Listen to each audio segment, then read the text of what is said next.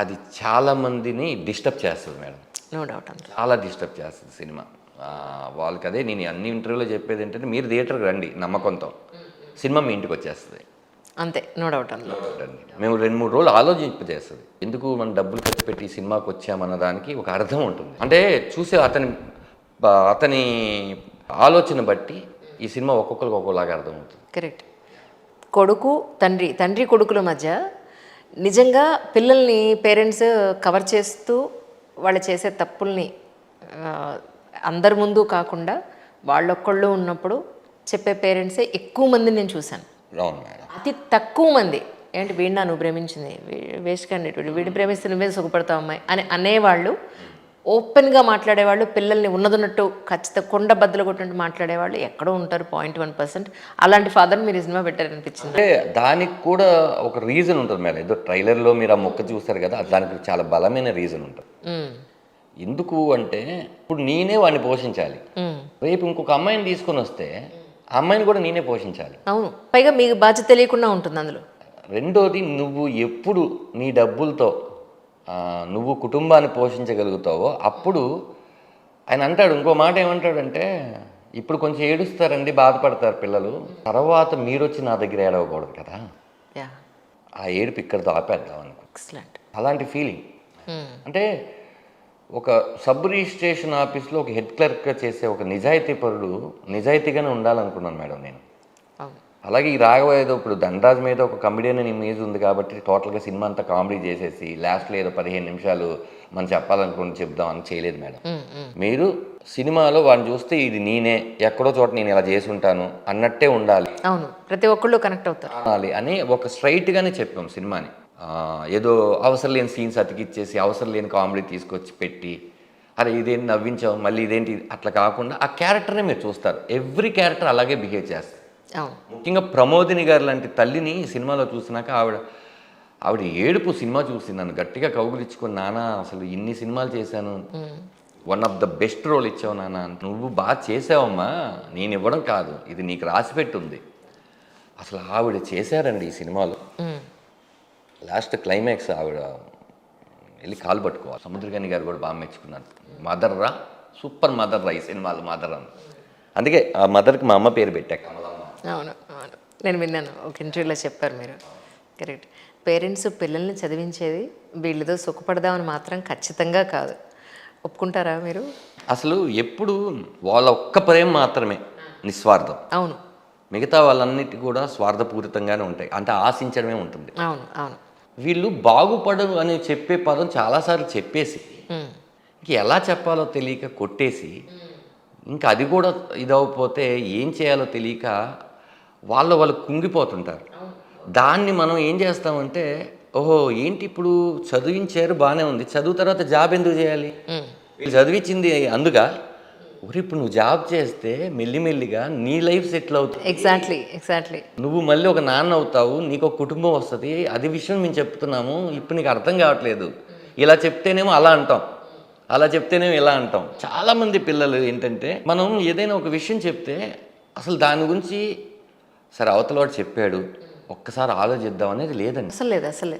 నాకు నచ్చలేదు అంతే, మీరు చెప్పిన పదం నాకు నచ్చలేదు. అవును, ఒక 5 నిమిషాలు ఒకసారి ఆలోచిద్దాం, ఇందులో ఏమైనా పాయింట్ ఉందా, అందరూ చెప్తున్నారా, లేదండి.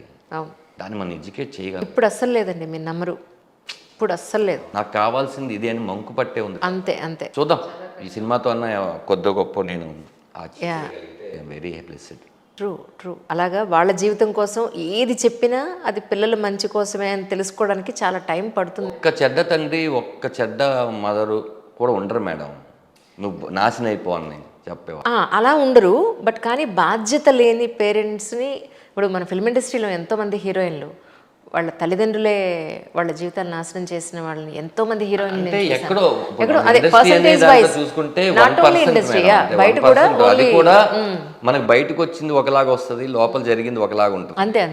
పాయింట్ ఆఫ్ వ్యూ ఉంటాయి కాబట్టి అలా కాకుండా 99.9% నేను చెప్పినట్టే ఉంటారు, ఎక్కడో 1% ఉంటారు. అంటే ఒకటి మేము సొసైటీని చాలా డిఫరెంట్ యాంగిల్స్లోంచి చూస్తూ ఉంటాం. అవును madam. So we're into media.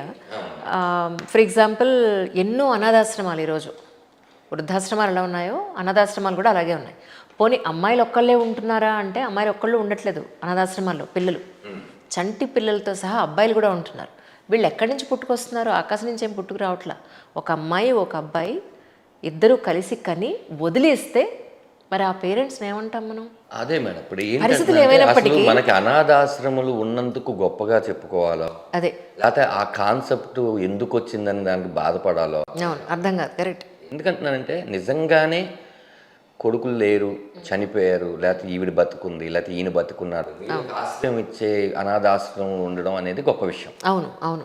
ఉండంగా కూడా తీసుకెళ్ళి వాళ్ళే జాయిన్ చేయడం, వాళ్ళే పెట్టడం, ఎన్ని కథలు మేడం. అవన్నీ చూస్తుంటే అసలు లేని వాడికి తెలుస్తుంది ఆ బాధ, అవును, అంతే అంతే. ఉన్నవాడికి నీకు అర్థం కావట్లేదు. తల్లి అసలు ఈ ప్రపంచం మొత్తంలో నువ్వు మళ్ళీ వెనక్కి వెళ్ళి తీసుకురాలేని వాళ్ళిద్దరే. 100%. అన్ని రిలేషన్స్ నీకు దొరికేస్తాయి. నువ్వు ఎవరినో ఒకరిని అమ్మ అని పిలవచ్చండి, అందరిని అమ్మ అని పిలవచ్చు, వాళ్ళు ఏమనుకోవచ్చు. మీ నాన్నని తప్ప నువ్వు ఇంకో నాన్నని ఎలా పిలవగలవు? మీకు 10 మంది బాబాయిలు ఉంటారు, 5 అక్కయ్యలు ఉంటారు, చెల్లెళ్ళు ఉంటారు, 100 మంది ఉంటారు. వీళ్ళు ఒకే ఒక పీస్ అండి. ఆ దేవుడు మనకు సృష్టించింది ఒకే అమ్మ ఒకటే నాన్న. ఉన్నప్పుడు ఆ విలువ తెలుసుకోండి. నాలాంటి వాడు చెప్తున్నాడు అంటే నా పెయిన్ మీకు అర్థం కావట్లేదు. ఎవ్రీ మూమెంట్ మదర్ ఫాదర్ గుర్తుకొస్తూ ఉన్నప్పుడు ఉండే ఒక నరకం, అది మామూలు నరకం కాదు. దయచేసి నేను ఈ సిగ్నేచర్ టీవీ లోంచి మీ అందరికీ చెప్తుంది ఏంటి అంటే, మీకు ఆ ఛాన్స్ ఉంటే మీరు వెళ్ళి వాళ్ళ కాలు పట్టుకుంటారో, లేకపోతే మీరు వాళ్ళతో గొడవ పడతారో, ఏం చేస్తారో తెచ్చేసుకోండి. అమ్మా నాన్న లేని ఇల్లు కుటుంబమే కాదు. నేను చెప్పాలనుకున్నాను, మీరు చెప్తుంటే నాకు అది గుర్తుకొచ్చింది. వ్యాలిడ్ పాయింట్ మేడం అది. తల్లిదండ్రులు అసలు వాళ్ళు మనం పుట్టిన తర్వాత మనకు మాటలు రానప్పటి నుంచి నడత నేర్పించి చదివించి వాళ్ళు ఎన్ని కష్టాలు పడి వాళ్ళ సుఖం చూసుకోరు మేడం. అవును, ఎన్ని సేవలు చేయాలండి అసలు అవన్నీ వీళ్ళకి తెలుసా? అందుకే అంటున్నా, వీళ్ళ ఫాదర్ అయితే అయితే తెలుస్తుంది. అవును, అసలు ఏంటి ముక్కులో చీవిడి తులసిన దగ్గర నుంచి అన్నీ చేసి ఈరోజు 2 కాళ్ళు వచ్చి రెక్కలు వచ్చేసినాయి కదా మనకని చెప్పి అని ముసలోలా చూస్తే అవును రేపు అదే స్టేజ్ నీకు వస్తుంది. అవును రేపు నీ కొడుకు నిన్ను ఇదే అడిగితే నువ్వు తట్టుకోగలవా? అవును. నిన్నే నీ కొడుకు అనాథాశ్రమం తీసుకెళ్ళి జాయిన్ చేస్తే తట్టుకోగలవా? రేపు నీకు వస్తుంది. ఎందుకంటే కర్మ బూమరాంగ్, అవును, ఎవరిని వదలరు. అది తెలుసుకోవాలి అందరూ. నిజం. ఆల్మోస్ట్ చంటి పిల్లలు అని అంటే మళ్ళీ తర్వాత మళ్ళీ అంత వృద్ధాప్యంలో అదే చూస్తాం. మేడం, నేనేమంటున్నానంటే మీరు చంటి పిల్లలుగా ఉన్నప్పుడు వాళ్ళు చూశారు కదా, వాళ్ళు ఇప్పుడు చంటి పిల్లలు అయ్యారు. అవును, వాళ్ళు చూసుకోండి. ఏంటండి అసలు అమ్మ అనే ఒక పదం పలకకుండా నువ్వు ఒక రోజులో ఉండగలిగితే, ఏదో ఒక రోజులో ఉండగలిగితే నువ్వు అసలు మనిషివే కాదు. Absolutely correct. అది మొదటి పదం, అది భూమి మీదకి మనం వచ్చినప్పుడు మొదటి పదం అది. ఆ మొదటి పదాన్నే మర్చిపోతే ఎట్లా? ఇప్పుడు సముద్రగని గారు ఒక డైలాగ్ చెప్తారు మేడం సినిమాలో, అది ఆయన చెప్పారు, ఈ డైలాగ్ పెడదామరా అని. కొడుకుని చూసి ఏం తిట్టాలి ఏం చెప్పాలి అర్థం కాకుండా ఆలోచిస్తూ ఉంటే అమ్మ వస్తుంది, ఏమండి ఇంకా వాడి గురించి ఆలోచిస్తున్నారా? నాకు ఇంకొక ఆలోచన ఏముంది చెప్పు. భూమి మంచిది, విత్తనం మంచిది, చెట్టు ఎందుకు అలా పెరిగిందో నాకు అర్థం కావట్లేదు. అమ్మ భూమి, నాన్న విత్తనం, అసలు ఎందుకు అలా పెరిగింది? ఓహో నాకు అర్థమైంది, పెంపకంలో ఏమన్నా తప్పు ఉందా అంటాడు. ఇంతకీ ఏం చేశారండి సినిమాలో?